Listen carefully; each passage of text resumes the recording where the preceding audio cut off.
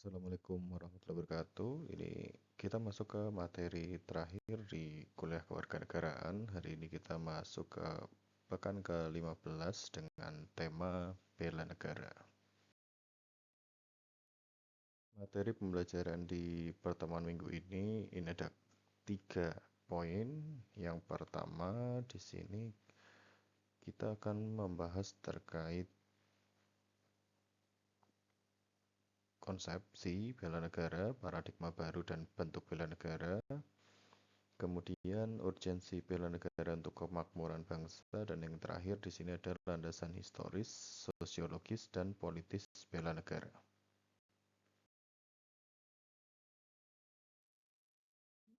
Ini seperti biasa ya, jadi kita mulai dulu dengan sebuah diskusi. Apa yang dimaksud dengan bela negara? Anda nanti bisa tuliskan di kolom komentar di GCR Anda. Ini sebagai salah satu checklist kehadiran di pertemuan ini ya. Kita masuk ke konsepsi bela negara. Di sini makna dan hakikat dari bela negara menurut pasal 1 ayat 11 Undang-Undang Nomor 23 Tahun 2019 menyatakan bahwa bela negara adalah sebuah tekad, sikap dan perilaku serta tindakan warga negara baik secara perseorangan maupun kolektif dalam menjaga kedaulatan negara, keutuhan wilayah, dan keselamatan bangsa dan negara yang dijiwai oleh kecintaannya kepada negara kesatuan Republik Indonesia yang berdasarkan Pancasila dan Undang-Undang Dasar Negara Republik Indonesia tahun 1945 dalam menjamin kelangsungan hidup bangsa Indonesia dan negara dari berbagai ancaman. Selanjutnya, berdasarkan pasal 27 ayat 3 Undang-Undang NRI tahun 1945 yang menyatakan bahwa setiap warga negara berhak dan wajib ikut serta dalam upaya pembelaan negara. Kemudian di pasal 6 ayat 1 Undang-Undang Nomor 23 Tahun 2019 yang menegaskan bahwa usaha bela negara diwujudkan dalam setiap aktivitas warga negara, baik fisik maupun non-fisik, sesuai dengan kapasitas dan kompetensinya, meliputi ideologi, politik, ekonomi, sosial, dan budaya, serta pertahanan keamanan dalam masa damai dan masa perang.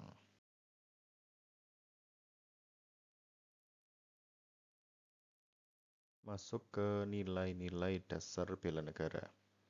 Di sini kita mulai dengan pasal 7 ayat 3 Undang-Undang Nomor 23 Tahun 2019. Di dalamnya ditemukan bahwa nilai-nilai dasar bela negara itu meliputi cinta tanah air, sadar berbangsa dan bernegara, setia pada Pancasila sebagai ideologi negara, rela berkorban untuk bangsa dan negara, serta memiliki kemampuan awal bela negara. Nanti masing-masing mungkin Anda bisa cari sendiri apa sih bentuk-bentuknya gitu. Jadi bentuk-bentuk atau contoh-contoh dari dasar bela negara itu apa aja yang masuk ke dalam komponen di dalam pasal 7 ayat 3 Undang-Undang Nomor 23 Tahun 2019. Kemudian di poin kedua di situ Dewan Ketahanan Nasional RI di tahun 2018 membuat suatu rumusan dan indikator dari nilai-nilai dasar bela negara dalam sikap dan perilaku sebagai berikut. Yang pertama, cinta tanah air itu merupakan perasaan yang dimiliki setiap warga negara yang terwujud dalam sikap ingin menjaga, melindungi, memelihara, dan membangun keutuhan bangsa dan negara. Kemudian yang kedua, sadar berbangsa dan bernegara merupakan sikap mental dari setiap warga negara yang merupakan perwujudan kesadaran sebagai bagian yang tidak terpisahkan dari bangsa dan negara Indonesia. Yang ketiga, setia pada Pancasila sebagai ideologi negara merupakan komitmen dan rasa memiliki serta meyakini untuk mengamalkan nilai-nilai Pancasila sebagai ideologi negara. Yang keempat, di situ rela berkorban untuk bangsa dan negara merupakan sikap mendahulukan kepentingan bangsa dan negara daripada kepentingan pribadi dan golongan. Kemudian yang di poin kelima, kemampuan awal bela negara merupakan kompetensi minimal yang harus dimiliki oleh setiap warga negara untuk melaksanakan berbagai upaya bela negara.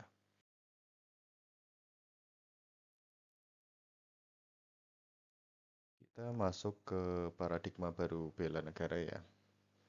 Jadi di situ ada 3 poin. Yang pertama, bela negara dilaksanakan atas dasar kesadaran warga negara serta keyakinan pada kekuatan sendiri yang ditumbuh kembangkan melalui usaha bela negara.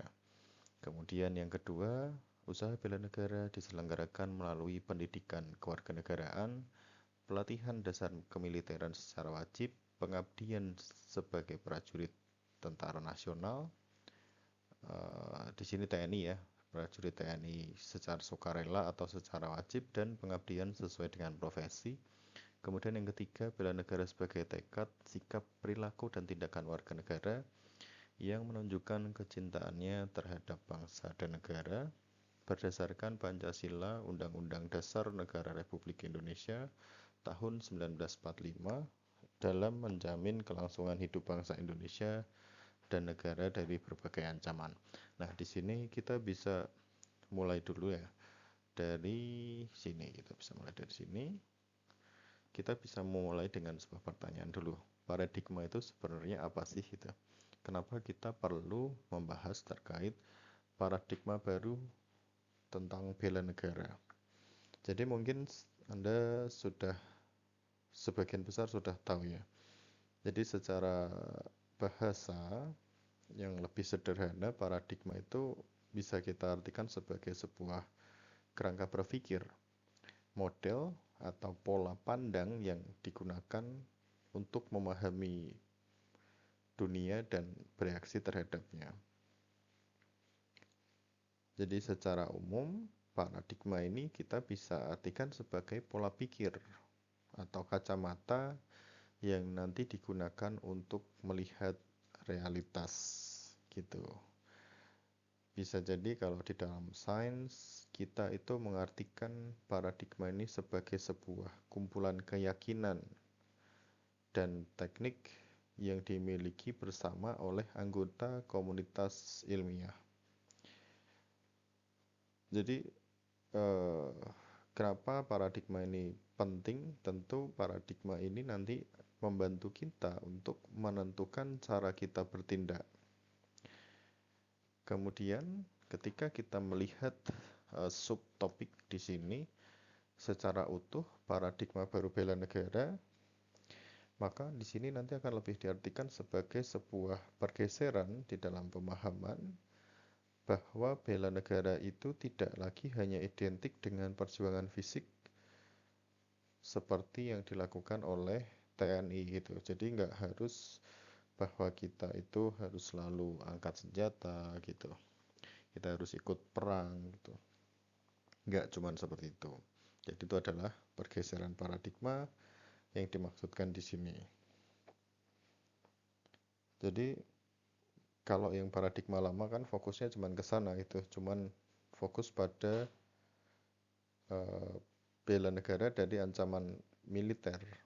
Ini adalah paradigma bela negara tradisional. Jadi di dalam paradigma baru di dalam bela negara, Anda bisa melihat 3 poin di situ. Yang utamanya bahwa semua warga negara memiliki peran strategis sesuai dengan keahlian dan profesinya masing-masing. Guna untuk apa? Untuk menghadapi ancaman yang lebih kompleks dan modern. Nah, di sana tadi mungkin ada bisa disebutkan di situ sesuai dengan profesi. Kenapa kok bisa sesuai dengan profesi? Tentu karena adanya pergeseran jenis-jenis ancaman yang dihadapi oleh bangsa kita. dari aspek non-militer tentunya. Karena tadi paradigma bela negara harus angkat senjata itu adalah paradigma yang tradisional atau paradigma lama. Jadi kalau di era sekarang, ancaman terhadap kedaulatan negara tidak hanya dari hal-hal tersebut, tetapi bisa juga dari ancaman cyber, misalkan seperti serangan data, peretasan website-website dari instansi pemerintah yang vital, kemudian sampai pencurian informasi nasional.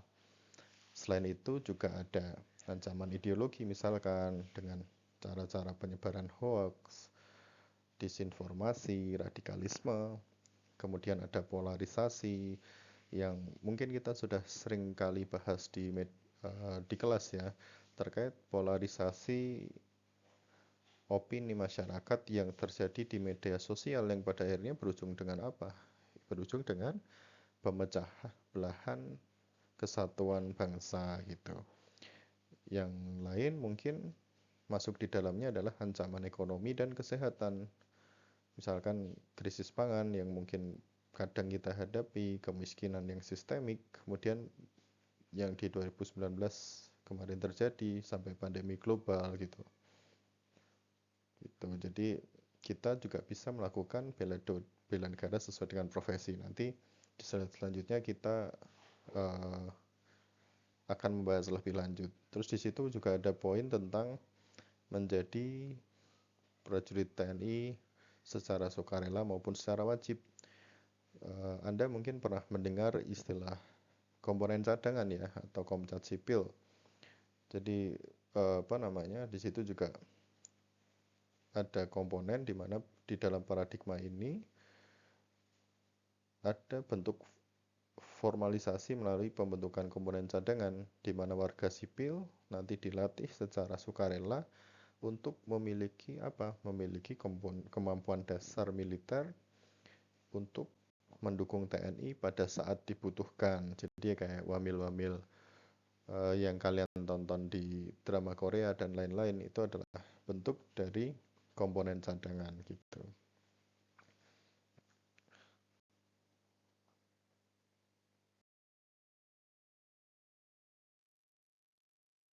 Ini adalah bentuk-bentuk bela negara yang sudah dipecah menjadi dua, yaitu secara fisik maupun non-fisik. Di bagian fisik, di sini kita bisa melihat contohnya adalah menjadi anggota TNI, kemudian pelatihan dasar kemiliteran, kemudian yang non-fisik, ya seperti yang kita lakukan saat ini, mengikuti pendidikan kewarganegaraan baik melalui jalur formal maupun non-formal. Ini tentu untuk mencegah tadi masuknya ideologi-ideologi yang tidak sesuai dengan ideologi bangsa ya, tidak sejalan. Kita harus punya fondasi untuk bisa menjadi tameng gitu. Kemudian yang kedua, melaksanakan kehidupan berdemokrasi dengan menghargai perbedaan pendapat dan tidak memaksakan kehendak dalam memecahkan masalah bersama. Yang ketiga, berpartisipasi dalam mengedukasi masyarakat mengenai nilai yang harus ditumbuhkan dalam kehidupan masyarakat.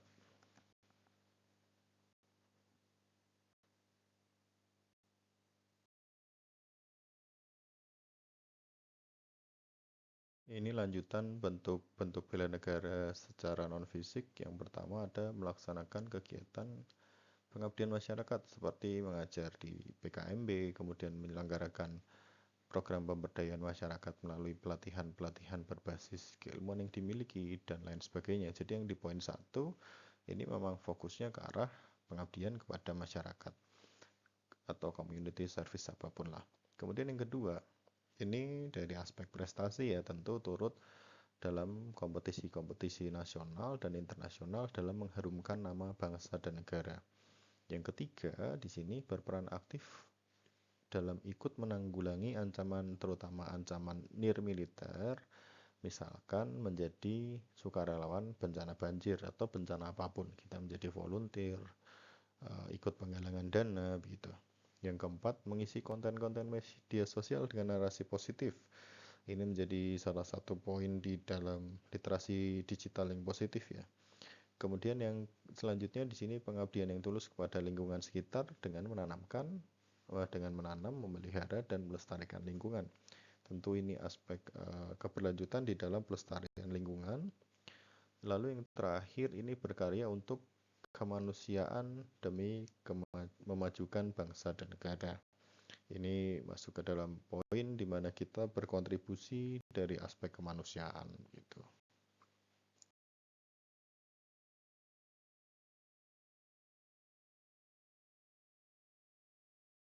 Oke.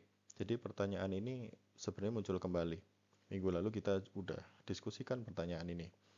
Mengapa negara harus dibela? Nah, ini di pertemuan terakhir saya harap Anda bisa menuliskan alasan mengapa negara harus dibela dan mengapa Anda memutuskan untuk mau dan ikut serta berkontribusi di dalam aksi bela negara. Nah, dari materi minggu pertama sampai ke-15, kita seringkali mempertanyakan gitu. Kenapa kita harus belajar kewarganegaraan? Kenapa kita harus menjadi warga negara yang sesuai dengan konstitusi dan lain-lain?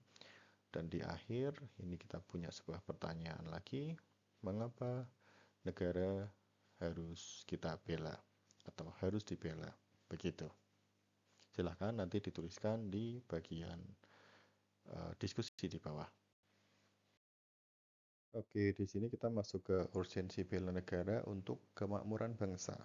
Jadi di situ Anda bisa melihat ada dua buah arah panah.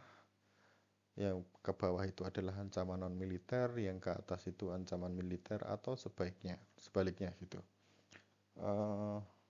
Apa yang kita bisa ambil informasi dari gambar yang ada di situ?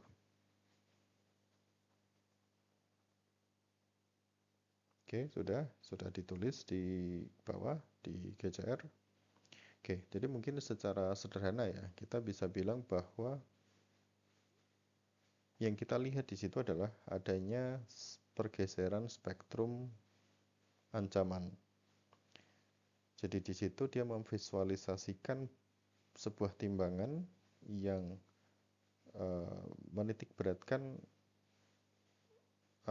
dominasi di antara dua jenis ancaman tersebut gitu.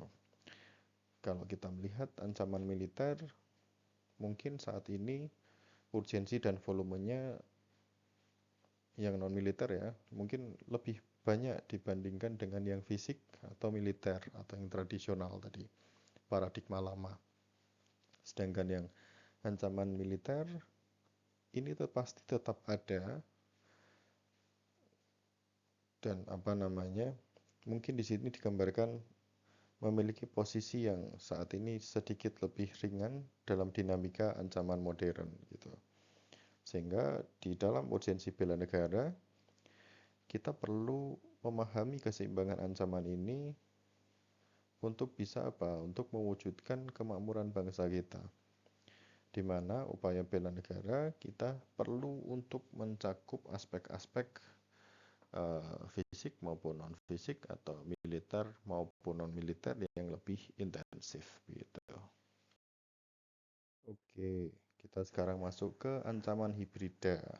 Jadi kalau ancaman hibrida itu kita bisa artikan bahwa ini merupakan sebuah kombinasi dari berbagai jenis ancaman, baik itu bersifat militer maupun non-militer. Tentunya kedua ancaman ini akan saling berkaitan satu sama lain. Anda bisa melihat di situ banyak poin-poinnya. Jadi kita bisa juga melihat bahwa di situ ada poin-poin ancaman keamanan dan pertahanan fisik seperti agresi, yaitu berupa serangan fisik atau penggunaan kekuatan bersenjata oleh negara lain, kemudian terorisme, ini menjadi sebuah aksi teror, ada pemberontakan bersenjata, ini bisa berwujud perlawanan fisik kelompok dalam negeri ya gerakan-gerakan separatisme, itu juga ada separatisme sendiri di situ. Kemudian ada pelanggaran wilayah perbatasan, itu juga ada di sana. Kemudian ancaman sosial, ideologi dan informasi, ini mulai dari hoax, penyebaran informasi palsu ya, kadang di dalam bermain sosial media hoax itu sudah menjadi temuan sehari-hari lah bagi kita itu.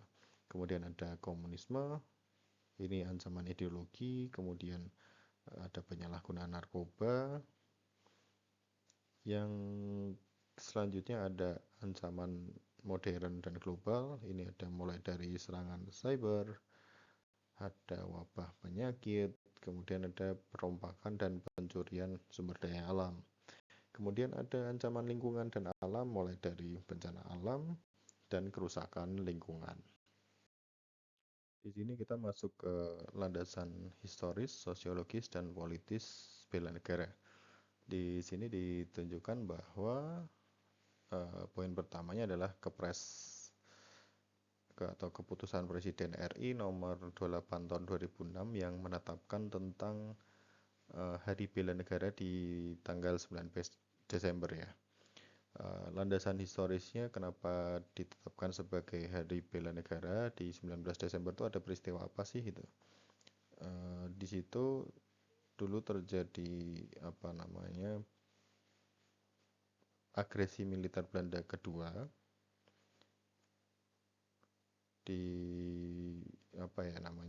terjadi serangan Belanda ya. Belanda menyerang dan menguasai Yogyakarta gitu. Dan pada saat itu Yogyakarta menjadi ibu kota negara. Nah, akhirnya diputuskanlah pembentukan pemerintahan darurat Republik Indonesia, atau yang di sebelah kanan itu ini disebut sebagai PDRI atau Pemerintahan Darurat Republik Indonesia. Ini menjadi sebuah upaya untuk mengisi kekosongan kepemimpinan pemerintahan negara Republik Indonesia. Jadi di sana pada akhirnya memutuskan untuk memindahkan ibu kota negara dari Yogyakarta menuju Bukit Tinggi gitu. Jadi yang terjadi di catatan sejarahnya seperti itu.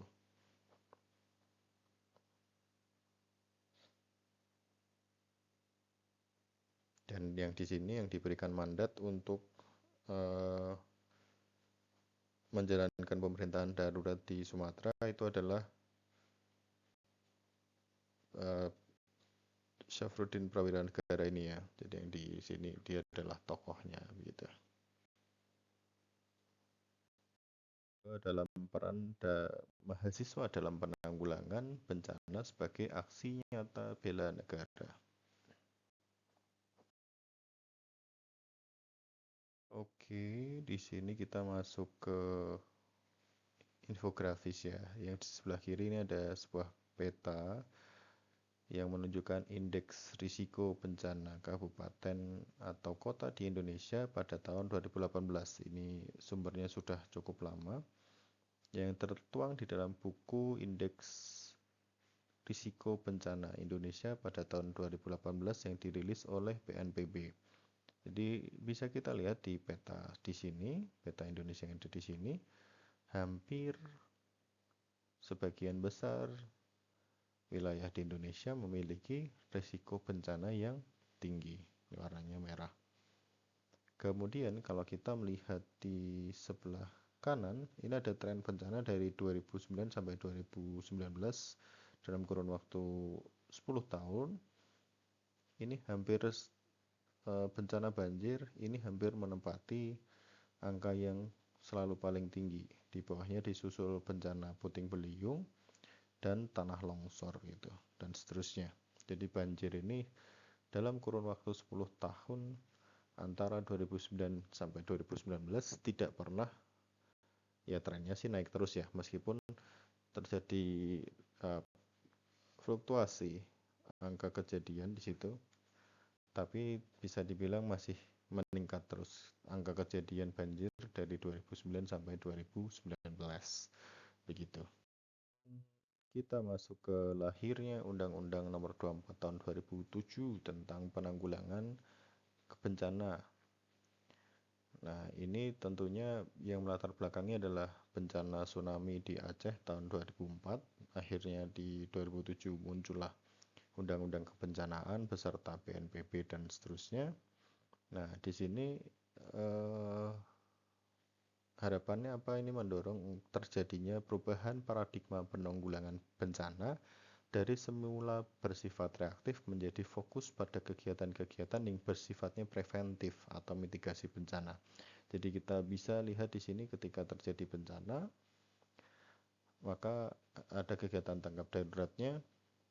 Habis tanggap darurat selesai, agendanya adalah pemulihan. Setelah itu ada pembangunan.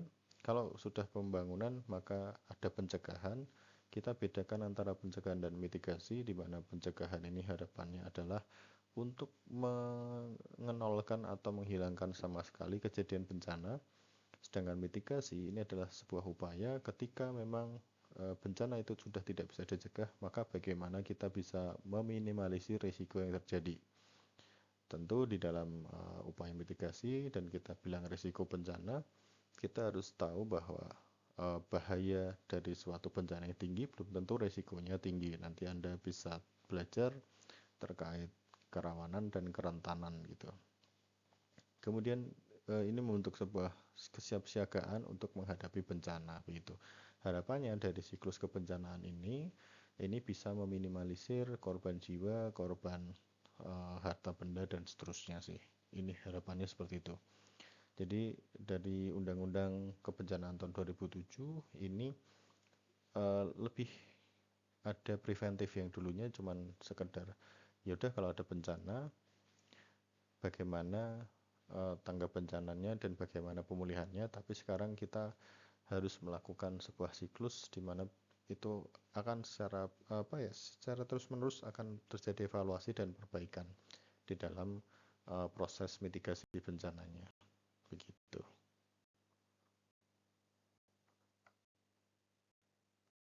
Peran dan kontribusi mahasiswa yang sebelah kiri, hak dalam penanggulangan bencana. A. Mendapatkan perlindungan sosial dan rasa aman khususnya bagi kelompok masyarakat rentan bencana.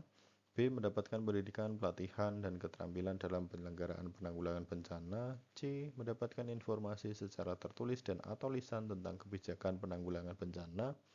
Yang D. Berperan serta dalam perencanaan, pengoperasian, dan pemeliharaan program penyediaan bantuan, pelayanan kesehatan termasuk dukungan psikososial di situ. Kemudian kita lanjut ke poin selanjutnya. Di poin E, berpartisipasi dalam pengambilan keputusan terhadap kegiatan penanggulangan bencana, khususnya yang berkaitan dengan diri dan komunitasnya. Dan F, melakukan pengawasan sesuai dengan mekanisme yang diatur atas pelaksanaan penanggulangan bencana. Kemudian di sebelah kanan, di sini kita bisa melihat kewajiban dalam penanggulangan bencana. Yang pertama, pada pasal 27 butir B UU nomor 24 tahun 2007 tentang penanggulangan bencana disebutkan bahwa setiap orang berkewajiban melakukan kegiatan penanggulangan bencana. Yang kedua, dengan demikian mahasiswa juga berkewajiban berperan dan berkontribusi aktif dalam upaya penanggulangan bencana. Yang ketiga, mahasiswa antara lain sangat diharapkan dapat berperan dan berkontribusi aktif dalam kegiatan penanggulangan bencana pada tahap A, mitigasi bencana, dan B, tahap darurat bencana. Jadi tanggap daruratnya seperti apa. Kemudian yang keempat, dengan kompetensi dan tingkat intelektualitas yang dimiliki mahasiswa, dengan kompetensi dan tingkat intelektual yang dimiliki, mahasiswa mempunyai potensi besar untuk berperan aktif dalam memberikan kontribusi dalam upaya mitigasi bencana dan tanggap darurat bencana. Yang terakhir di situ, apalagi dengan semangat, idealisme, dan daya juang dan solidaritas yang tinggi, mahasiswa tentu bisa melakukan yang terbaik untuk upaya penanggulangan bencana yang ada di negara ini. Begitu.